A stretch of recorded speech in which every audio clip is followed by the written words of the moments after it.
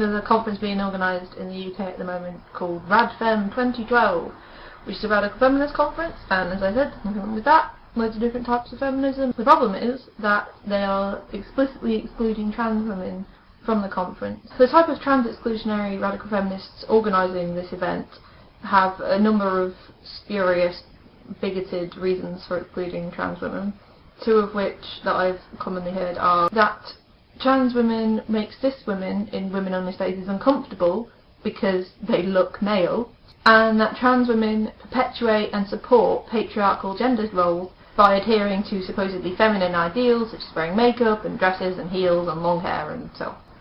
So, which is exactly, are trans women to be excluded because they look too male or because they look too female?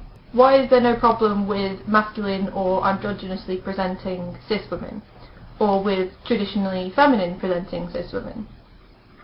Basically, I call bullshit on your arguments because they're transphobic, plain and simple. And the third main one that I've heard is that trans women would carry male privilege into women-only spaces because of their male upbringing, which again is transphobic bullshit. This idea that trans women can't possibly know the struggles of cis women relies on a completely outdated and just ridiculous notion of a universal experience of womanhood, which, as we've said a number of times on this channel before, just doesn't exist. A working class queer woman from a marginalised ethnicity will have a significantly different experience of what it means to be a woman and what it means to experience sexism than a straight, white, upper middle class woman will have. And the idea that privilege is some kind of birthright which can never possibly change throughout your entire life is at best naive. Privilege exists in the interactions between people. It's part of the social fabric that we all have to move through.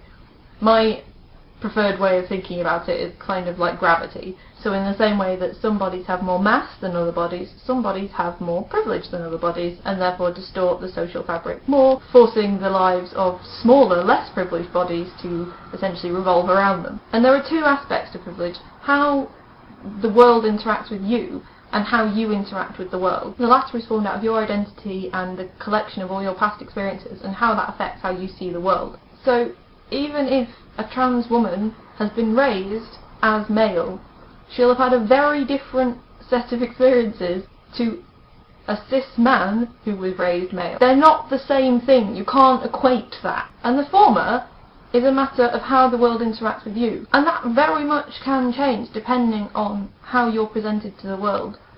Before transitioning, a trans person may very well have outwardly facing male privilege. They may be treated as male by the entire rest of the world. However, if they're living as a woman, they will experience sexism as a woman. The world will treat them as a woman.